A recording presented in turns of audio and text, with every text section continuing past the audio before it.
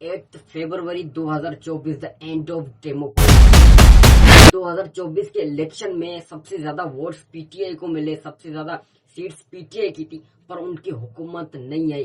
क्यों? अब सिर्फ इलेक्शंस होना ही डेमोक्रेसी नहीं। आखिर पे मैंने जो इस मुल्क के पेट में छुरा घुंपा है, मुझे वो सोने नहीं देता। Commissioner February 2024 the end of democracy, ये मैं क्यों बोल रहा हूँ? इससे पहले हमें ये समझना होगा कि डेमोक्रेसी क्या है। अगर सिंपल लफ्जों में मैं आपको डेमोक्रेसी का मकसद बताऊं तो वो गवर्नमेंट जो कि हमने सिलेक्ट की हो, जो कि लोगों ने सिलेक्ट की हो। अब 2024 के इलेक्शन में सबसे ज्यादा वोट्स पीटीआई को मिले, सबसे ज्यादा सीट्स पीटीआई की थी, पर उनकी हुकूमत नहीं आई। क्यों? ये समझने के लिए हमें पूरा डेमोक्रेसी का प्रोसेस समझना होगा। डेमोक्रेसी क्या है और वाकई हमारे मुल्क में डेमोक्रेसी है या नहीं है। इंशाल्लाह ये वीडियो देखने के बाद आपका ये माइंडसेट क्लियर हो जाएगा कि हमारे मुल्क की डेमोक्रेसी कहाँ गई या है या नहीं है। इंशाल्लाह अब सिर्फ इलेक्शंस होना ही डेमोक्रेसी नहीं है, इलेक्शंस फेयर और फ्री भी होना चाहिए।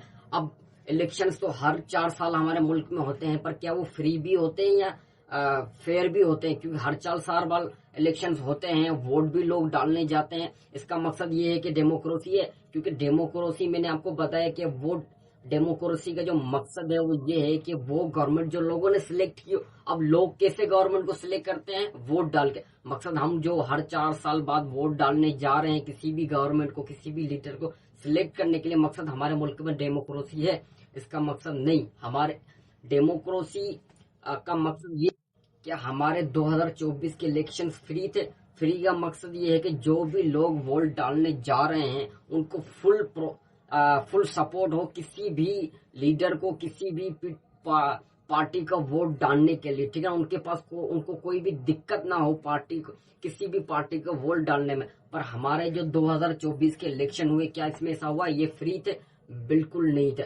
यहाँ पर सिर्फ कुछ सिलेक्टेड पार्टियां थी जिनको वोट डालने की फुल एक्सेस था, उनके सैंपल थे। पर पीटीआई जो पाकिस्तान की सबसे बड़ी जमात में शमूलियत, तो उनको कोई भी एक सैंपल नहीं दिया गया। जो भी कैंडिडेट पीटीआई के खड़े हो उनको सबको अलग अलग सैंपल मिले, अलग अलग सूबों में, तब भी पीटीआई ने सबसे ज्यादा सीट्स ली। पर क्या है, उनको कोई भी एक सैंपल नहीं मिला। एक सैंपल क्यों नहीं मिला? क्योंकि सबको पता था कि अगर पीटीआई को कोई एक सैंपल मिल जाएगा तो सब क्या पता है वो गवर्नमेंट बना ले। पर ऐसा नहीं हुआ, उनको सबको अलग अलग सैंपल दिया गया। जाके जब लोग वोट डालने जाएं, जब वो वोट डालें तो लोग कंफ्यूज हो जाएं कि यार पीटीआई का कौन सा सैंपल है। तो इसकी वजह से अगर आपने अभी तक मेरे चैनल को सब्सक्राइब नहीं किया तो भाई चैनल को सब्सक्राइब और अब फ्री के साथ इलेक्शन फेयर भी होने चाहिए। तो फ्री तो हमारे इलेक्शन थे नहीं, अब देखते हैं कि वो फेयर भी थे या नहीं। हमारे इलेक्शन फेयर नहीं, अनफेयर हुए। क्यों? क्योंकि जब फेयर में मीडिया का सबसे बड़ा किरदार होता है, इसमें मीडिया की बड़ी सपोर्ट होती है। उसकी वजह यह है कि जब इलेक्शंस करीब आते हैं तो मीडिया जो है, जो भी गवर्नमेंट्स चली गई हो या जो भी गवर्नमेंट्स आई हो या फिर जिसकी भी हुकूमत हुई हो, उसके बारे में वो अच्छी अच्छी चीजें बताती है। सारे लीडर्स के जो भी जिन्होंने काम किया होता है, जैसे कि पिछले साल इमरान खान ने जो भी काम किया उसके बारे में मीडिया को बताना था। पर 2024 के इलेक्शन में इमरान खान के नाम के ऊपर पाबंदी, पीटीआई के ऊपर, पूरी पार्टी के ऊपर पाबंदी, उनके जितने भी कैंडिडेट थे समझोगे उनके ऊपर पाबंदी। मकसद इमरान खान का मीडिया पे नाम लेने पे पाबंदी, उनके सैंपल पे पाबंदी, ठीक है ना। मकसद फेयर थे नहीं और मीडिया पे कहीं पे भी उनका जिक्र नहीं होता था इमरान खान का। और जो दूसरी पार्टियां थी उनका जिक्र होता था 24 घंटे, उनके काम बताए जा रहे थे। पर पीटीआई के काम नहीं बताए जा रहे थे क्योंकि पाबंदी थी, मीडिया के ऊपर कोई नाम नहीं ले सकता। अगर कोई रोड पे इमरान खान का नाम ले रहा है तो उसको भी उठा के लेके जा रहे हैं। नून लीग ने किया, पीपी ने किया, और भी बहुत सारी जमातों ने जिन्होंने जलसे किए, पर सिवाय पीटीआई के किसी भी कैंडिडेट ने कोई जलसा नहीं किया क्योंकि वो पाबंदी थी। और उनका नाम कमिश्नर लियाकत अली चट्टा ने अपने आप को फांसी देने की कोशिश की इसी इलेक्शंस की बात है। ये आप उनका वीडियो क्लिप भी देखिए।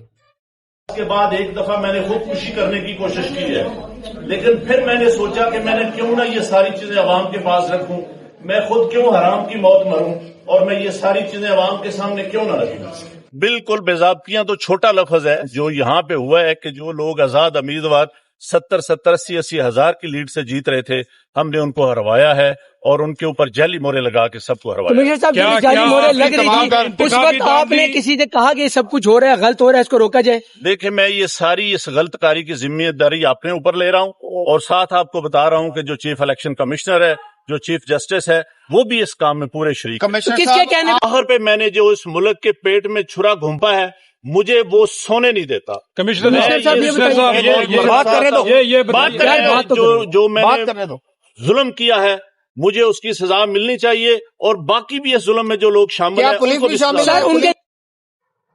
آپ نے ویڈیو کلپ دیکھا، ان میں وہ صاف لفظوں میں یہ کہہ رہے ہیں کہ میں اپنے آپ کو پھانسی دینے جا رہا تھا، مجھے ایک چوراہے کے چوک پہ پھانسی دو، میں نے جو گناہ کیا ہے اس کی سزا مجھے ملنی چاہیے. میں نے پاکستان کی پیٹھ پہ چھرا گھونپا ہے.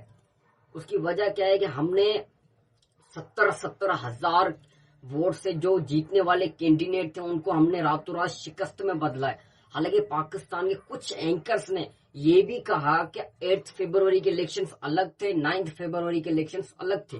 ٹھیک ہے نا. اب لیاقت علی چٹھا نے تو اپنے آپ کو پھانسی دینے کی کوشش کی اور انہوں نے یہ بھی بولا کہ میرے ساتھ پورا الیکشن کمیشن پاکستان اور چیف جسٹس پاکستان بھی میرے ساتھ ہے، ان کو بھی سزا ملنی چاہیے.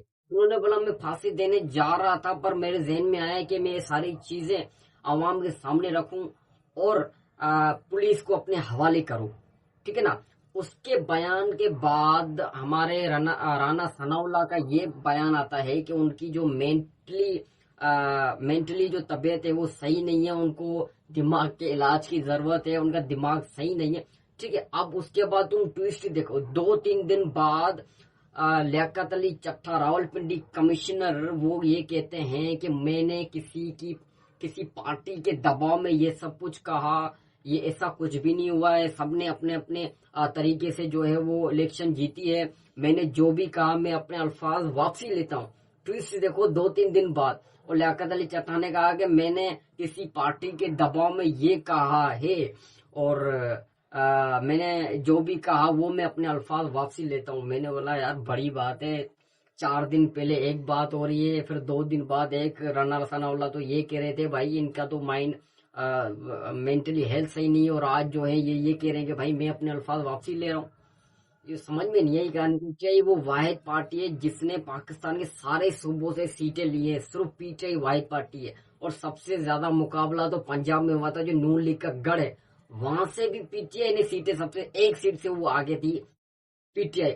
صرف سندھ میں یہ ہے کہ پی پی نے وارڈ واش کیا. ٹھیک ہے نا. پر یہاں سے بھی پی ٹی آئی نے کچھ سیٹیں جیتی اور کے پی کے میں جو ہے وہ پی ٹی آئی نے ہی وارڈ واش کیا کیونکہ سب سے زیادہ پی ٹی آئی نے ہی سیٹس جیتی. ٹھیک ہے نا. بلوچستان میں یہ ہے کہ پی ٹی آئی نے کم سیٹیں جیتی ورنہ سارے صوبوں سے پی ٹی آئی نے سب سے زیادہ جو ہے وہ سیٹیں جیتی تھی. پر 22 دن گزرنے کے بعد بھی پاکستان کا کوئی پرائم منسٹر نہیں بن سکا. کیوں نہیں بن سکا کہ 22 دن گزر گئے ہیں، الیکشنز کو ہوئے 8 فروری کو الیکشن ہوئے اور سمجھو کہ پورا آدھا مہینہ گزر گیا پر ابھی تک پرائم منسٹر کوئی نہیں بنا. کیوں کہ کسی بھی جماعت کے پاس پورے سیٹس آف نیشنل اسمبلی نہیں ہے. جو نیشنل اسمبلی کی سیٹس ہیں بھائی 180 سیٹس چاہیے آپ کو، وہ نہیں ہے کسی بھی پارٹی کے پاس. تو نہ نون لیگ کے پاس تھی، نہ پی پی کے پاس تھی، نہ پی ٹی آئی کے پاس تھی. تو پی پی اور نون لیگ نے سوچا کہ بھائی ہم دونوں مل جاتے ہیں، اس سے پہلے کہ پی ٹی آئی اپنی حکومت بنائے اس سے پہلے ہم مل کر حکومت بنا لیتے ہیں. تو جو شہباز شریف صاحب ہیں انہوں نے فارمولا جو طے کیا وہ پاور شیئرنگ فارمولا تھا. پاور شیئرنگ فارمولا شہباز شریف نے رکھا بلال بھٹو زرداری کے سامنے کہ بھائی پہلے 3 سال کی گورنمنٹ ہم کریں گے اور اینڈ کے 2 سال کی گورنمنٹ جو ہے وہ آپ کرو گے.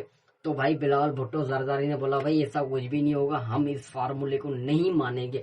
پھر ان کے بعد کچھ ٹائم گزرنے کے بعد انہوں نے پھر اس فارمولے میں تھوڑا ٹویسٹ لایا. انہوں نے بولا چلو بھائی مل کر حکومت کریں گے. وہ حکومت یہ ہوگی کہ بھائی پرائم منسٹر شہباز شریف صاحب بن جائیں گے، صدر آصف زرداری بن جائیں گے اور بھی جتنے بھی سیٹس ہیں وہ بھی ڈیوائڈ کر دیں گے. جیسے پنجاب کا جو وزیر اعلیٰ ہے وہ مریم نواز شریف بنی ہیں اور جو سندھ کے سی ایم ہیں وہ مراد علی شاہ ہیں. ایسے ہی جیسے بلوچستان میں سی ایم شاید پی پی اپنا رکھے گی، ایسے ہی کے پی کے میں جو ہے شاید وہ عمران خان کے وہ کیونکہ سب سے زیادہ سیٹس ان کی ہیں. تو تو اس طریقے سے انہوں نے اپنی سیٹس کا رتو بدل کیا اور اپنی حکومت کو آگے بڑھایا پاکستان کو۔